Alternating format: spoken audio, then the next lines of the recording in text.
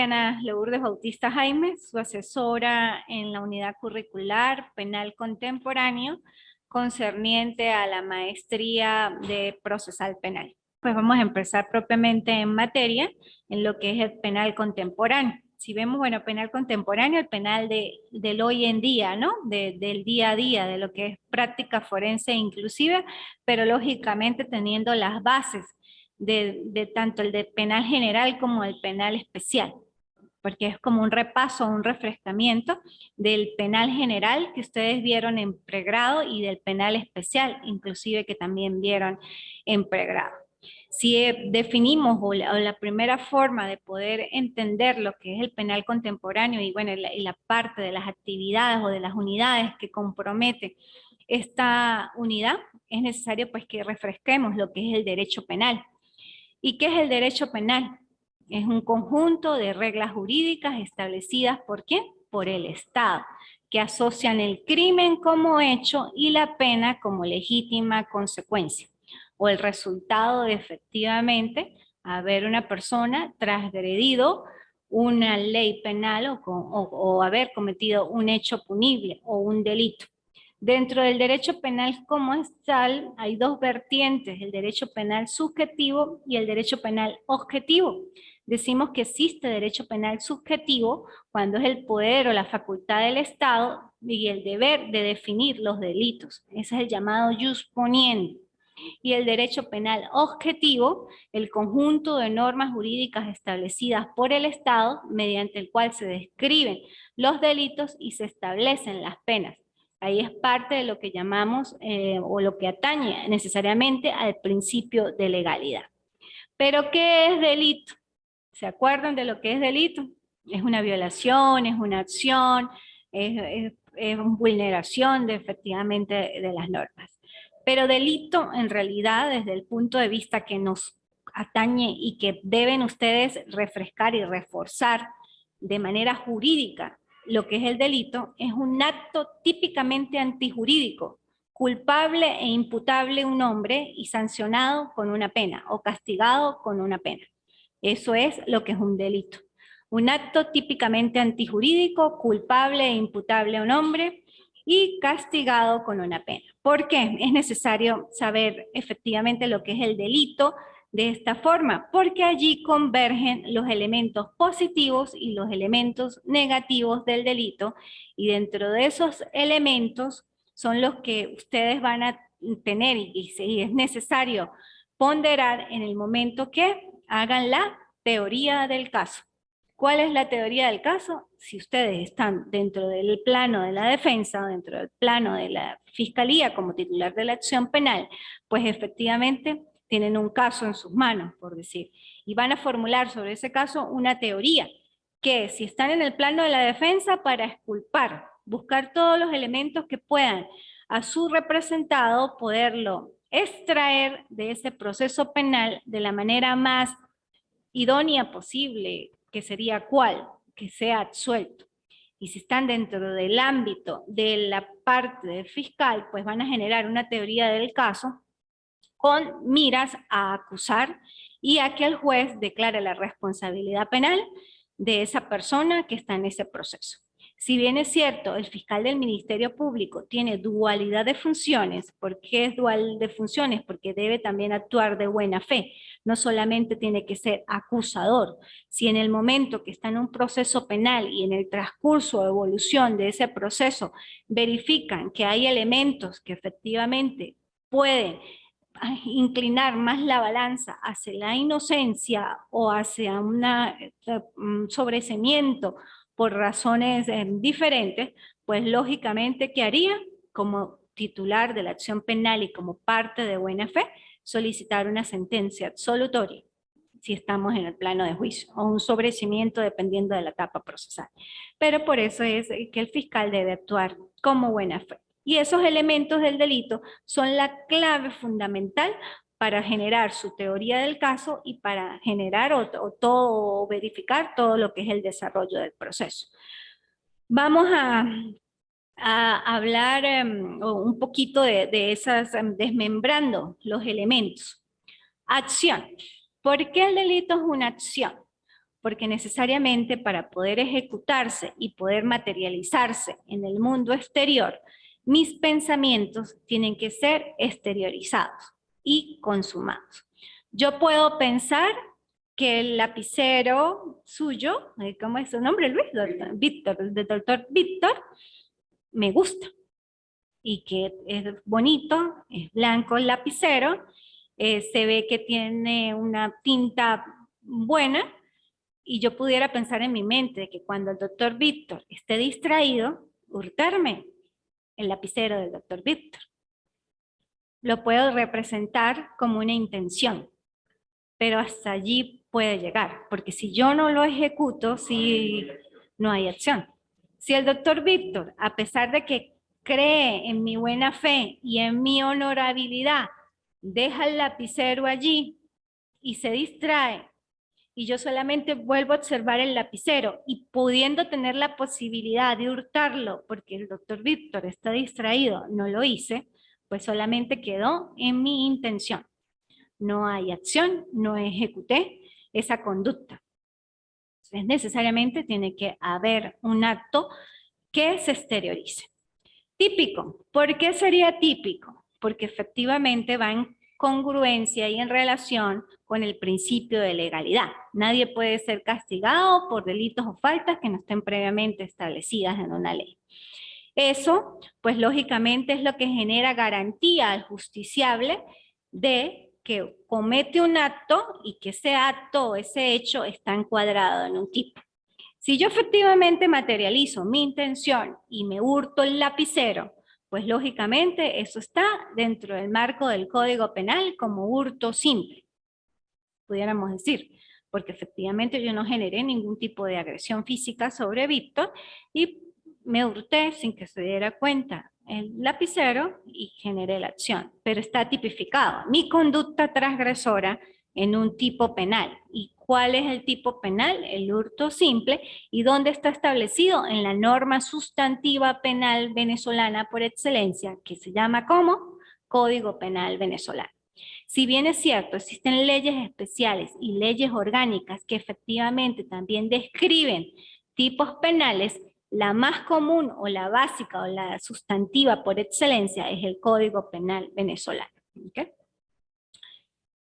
Eso en cuanto a la tipicidad. Luego la antijuricidad, porque el delito es un acto típico antijurídico, porque la conducta necesariamente tiene que ser contraria a lo establecido de manera correcta. ¿Hurtar es malo o es bueno? Todo acto que va contrario a la ley. Por eso tiene que ir en consonancia todos los elementos. Pero para que exista el famélico, se le dé la connotación de que se puede asistir a ese hurto por razones de comida, por desnutrición, tiene que no haber agresión con el sujeto pasivo. Porque si hay agresión, si la persona, por decir, tenía una bolsa de comida y viene un adolescente o un adulto y le roba la comida y lo puya o lo amenaza con un arma que puede comprometer un órgano vital, ahí no pudiéramos hablar. No, porque hay una agresión. Una agresión. Y que el caso más típico, inclusive clásico, que lo habla inclusive Crisante Aveledo, es del pan. En una panadería, en esas épocas de Europa y demás, en Inglaterra, donde empezó a nacer, inclusive en Italia, lo que fue la concepción del derecho penal, de que efectivamente un joven agarró un pan y estaba a la vista, lógicamente, pero lo agarró de manera solapada porque tenía hambre, pero no generó una agresión con el dueño de la panadería. Solamente trató de quitárselo y efectivamente se verificó el estado de pobreza y que se estaba muriendo de hambre y que llegó y se lo metió. Así. Ajá. Que ahí se ven de todos esos estados de pobreza extrema, donde inclusive las mujeres en esa época de Europa parían en esos mercados grandes. Si ustedes se ponen a ver, y sería muy bueno, ¿no? Que lo vean, en la película del perfume. Y lo oyó y lo vio. Fuerte que la película, o sea, se los recomiendo. El perfume se llama. Es un caso de un asesino que se puede decirse un asesino en serie, pero hay otros contextos de la sociedad que de una manera usted pudiera decirse, ¿ese asesino lo hizo la sociedad o nació? Fue rechazado. Nació en un mercado así, la mamá lo expulsó en el mercado, lleno de peces, de pescados, sucio. Prácticamente lo dejó ahí para que se muriera y no se murió. O sea, todo lo que trasciende. Lo que yo siempre observo y digo en mis clases, y es también una opinión muy particular, o sea, eso es el ser humano, es el hombre, nuestra sociedad, que ha olvidado, porque no se pierden, ha olvidado los valores, ha olvidado la espiritualidad del ser. Y cuando se olvida lo que trasciende o lo que tenemos inclusive interno que debemos trascender, caemos en posiciones objetivas de agresión, de vulneración de derechos, de la contrarrestación, o sea, lo que es el hombre por el hombre, o sea, primero yo, segundo yo, tercero yo, y todavía si existe un cuarto, yo. O sea, todos esos aspectos propios del ser humano que trascienden inclusive los límites de los valores del egoísmo, de la envidia, del poder, de, bueno, es la parte oscura del ser humano, es eso, es la parte oscura de nosotros, porque todos tenemos una parte oscura, hasta en nuestros pensamientos. Por eso, para que el delito exista, tiene que haber materialización de la acción, del acto de lo que ejecuto. Pero yo en mi mente puede pasar cantidad de cosas, inclusive a nivel sexual y a nivel de delitos contra el patrimonio y la sociedad y de fraudes, que puede que los materialice y puede que no los materialice. Y eso puede ser una parte oscura mía o del ser humano, que todos los tenemos, pero que lógicamente por tener un control como personas, nosotros no ejecutamos esas conductas. Y porque tenemos un temor a Dios como ser supremo, los que creen en Dios, o lo que yo respeto cualquier ideología, pero los que tienen esa conciencia de que existe algo más allá de lo que yo puedo palpar y oler de manera evidente, pues lógicamente vamos a estar controlados de una u otra forma. Pero cuando no existen esos controles y cuando el nivel de espiritualidad y de valores se han olvidado o hasta se han perdido, pues lógicamente pasa ese tipo de cosas, donde yo puedo inclusive a través de un linchamiento sentir satisfacción. Satisfacción.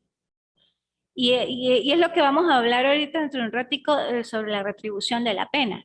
O sea, cómo la sociedad puede satisfacer a la sociedad bajo una persona que cometió un delito, con una pena o efectivamente la sociedad busca establecer su justicia por la propia mano. Y ocurren ese tipo de cosas que no deben ser, porque eso son desde las épocas antiguas, arcaicas, o sea, que vamos a hablar un poquito ahorita de la evolución del derecho penal. Entonces, son muchas cosas que abarcan la persona, el ser humano, nuestra raza, y que a veces nos olvidamos de ella. Pero que lógicamente tenemos que tener conciencia y conocimiento de manera académica de todas las bases para poder entender un poco a la sociedad y al mundo. Que es para eso que estamos aquí. Ustedes estudiando, ¿verdad? Y evolucionando de manera académica para de otra manera aprender lo poco que yo puedo saber y que les puedo explicar. Y que también es una filosofía propia mía, ¿no? Y que, claro, sobre la base de argumentación académica.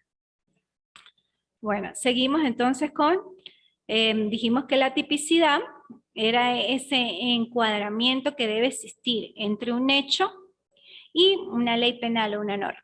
Todas las conductas que el ser humano puede de manera antijurídica realizar, pues tienen que estar encuadradas en un tipo.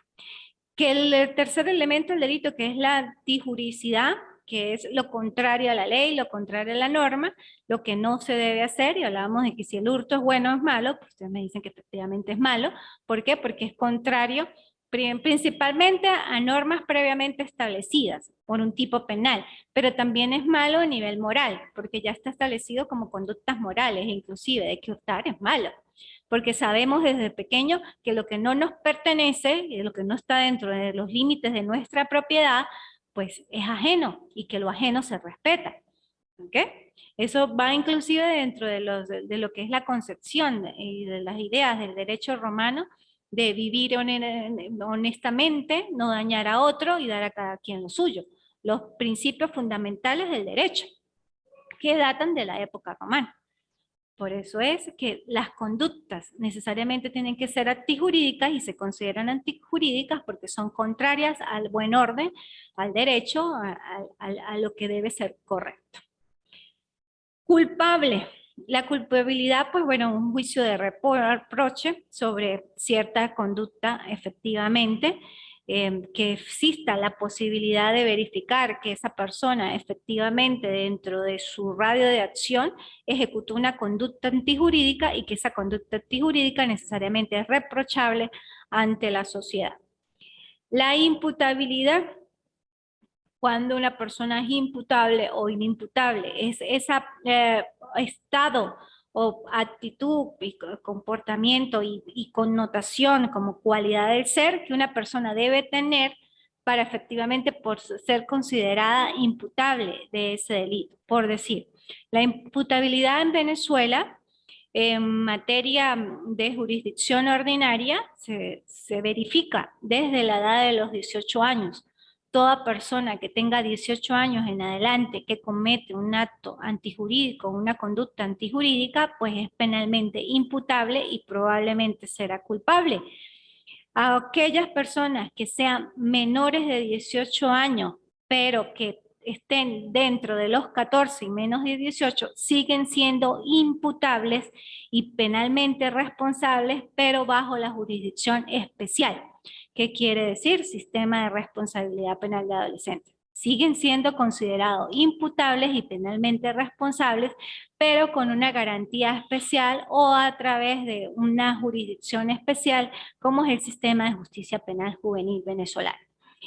Ahora bien, los que son menores de 14 años hacia abajo se consideran totalmente inimputables. Quieren decir que no tienen capacidad volitiva, mental, física ni biológica para ser declarados penalmente responsables.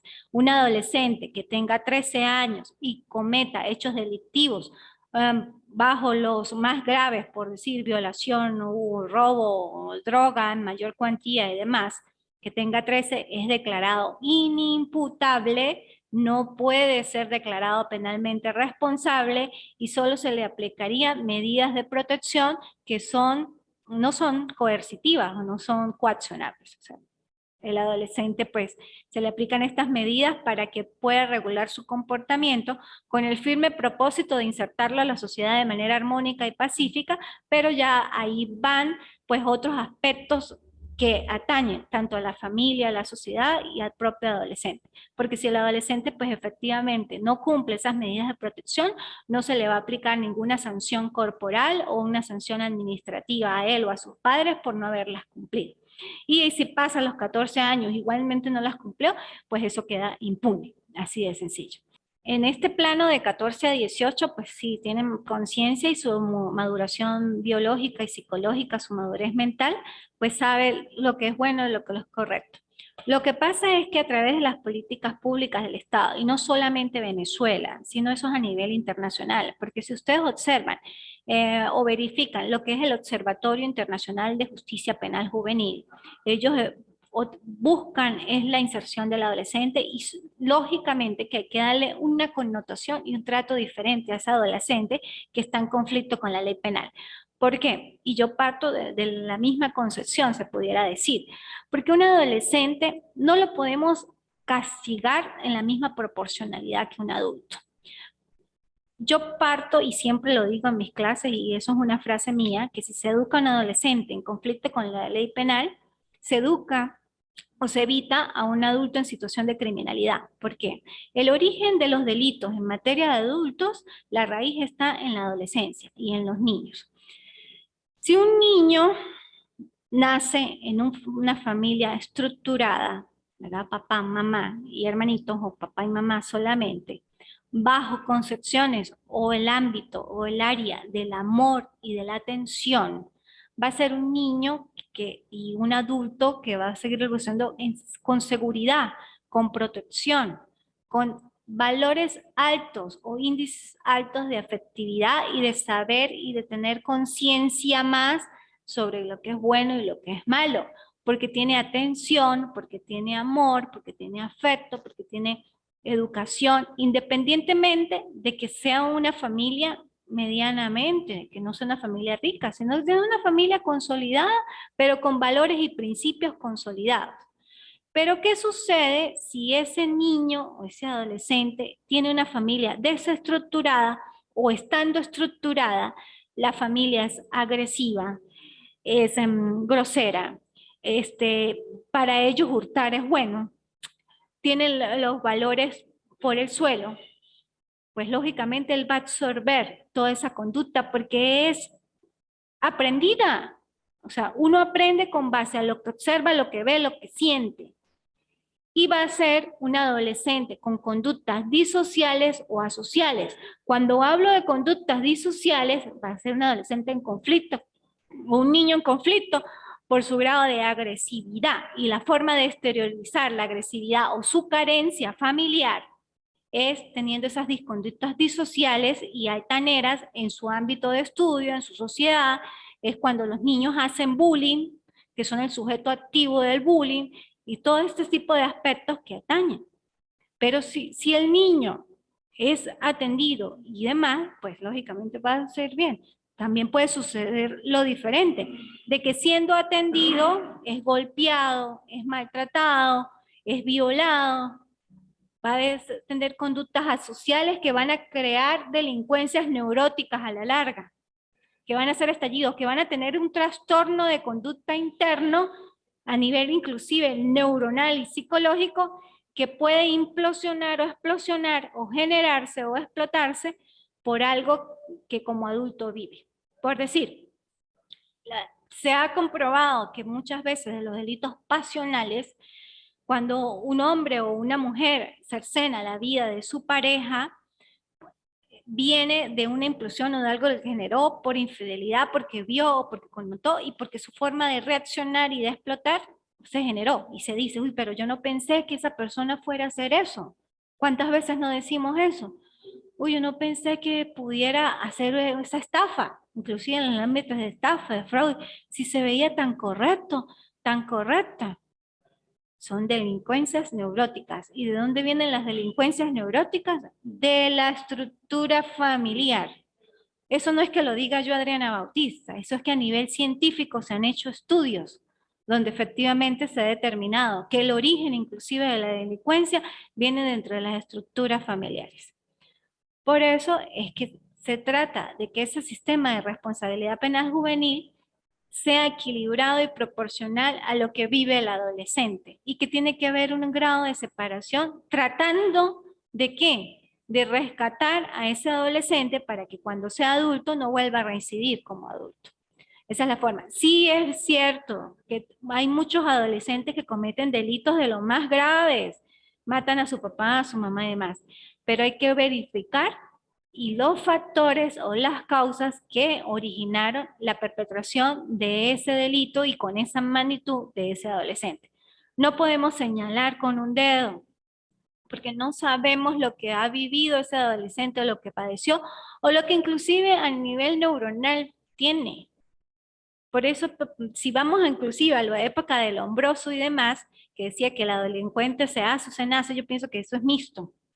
Eso a veces, esas neuronas o esas células difieren y están presentes en todos nosotros y que pueden explotar en cualquier momento.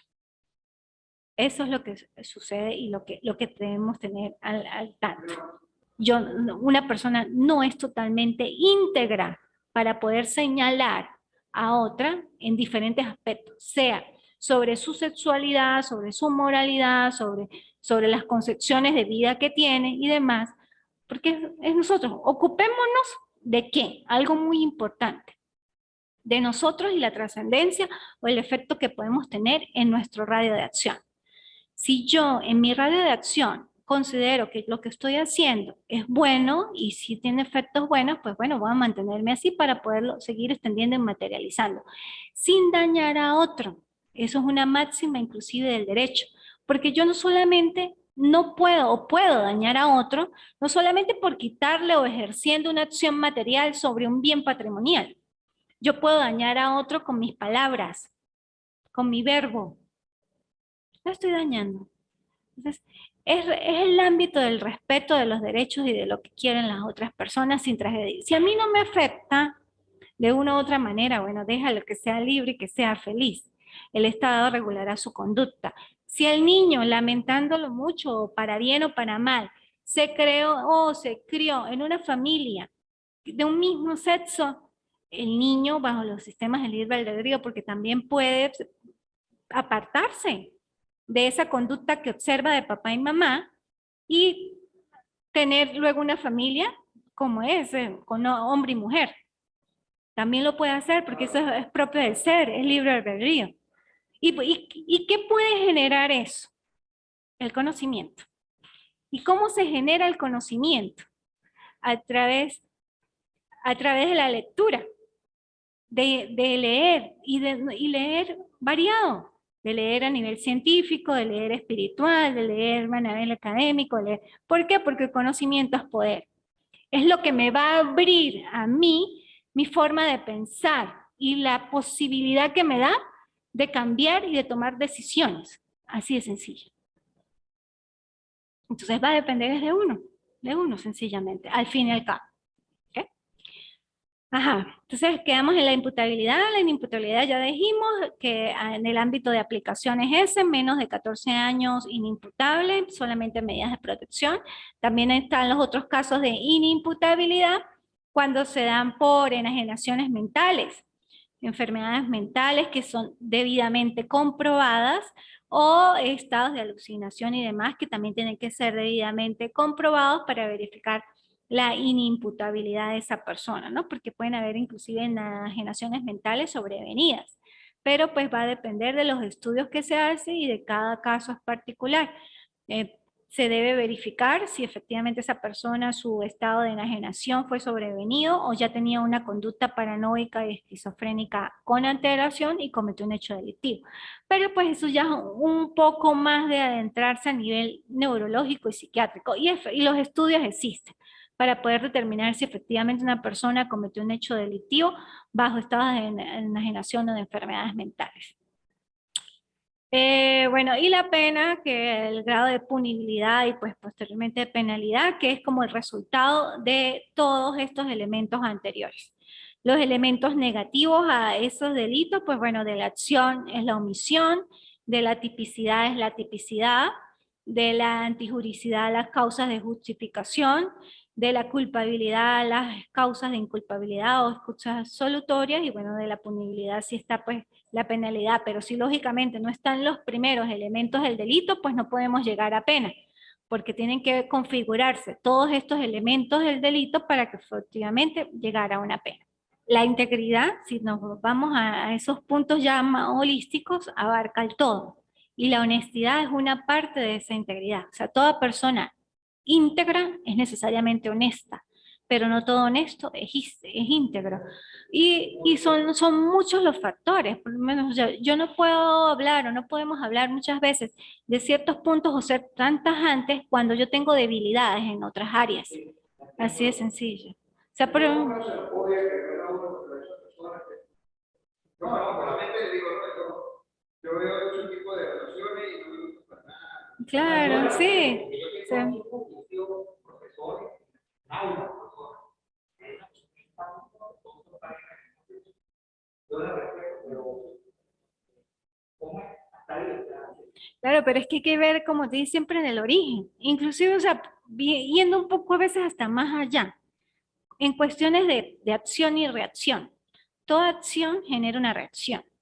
La infidelidad genera una reacción y una reacción bastante fuerte en la sociedad que inclusive trasciende al ámbito delictual. Y a veces los hombres y las mujeres, porque no solamente los hombres son infieles, sino las mujeres también, piensan que la infidelidad es algo ahí, va a hacerlo. No, tiene consecuencias y efectos mariposas en el mundo exterior.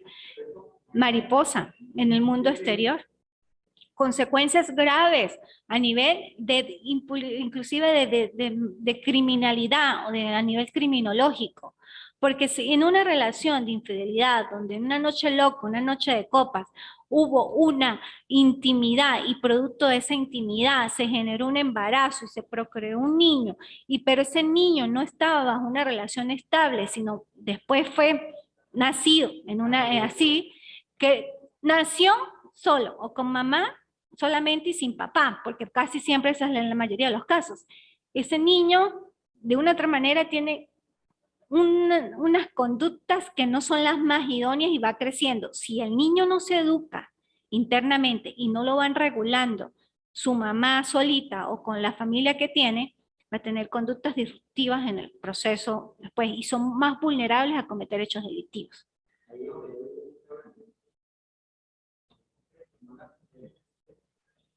Bien. O sea, usted analiza todo el contexto y todo lo que hacemos tiene una connotación en el exterior. Todo. Lo que yo estoy haciendo ahorita, hablando con ustedes, dándoles conocimiento académico, porque estoy utilizando verbos y expresiones jurídicas netamente que los atañen como doctores y colegas míos, pero también estoy yendo más allá, siendo holística, no estoy haciendo exegética académicamente. Estoy siendo humanista y filósofa también. Yo estoy generando una reacción en ustedes, poniéndolos a pensar. La doctora tiene razón, la doctora no tiene razón. Y es el efecto. Exacto. Y que chocan, claro.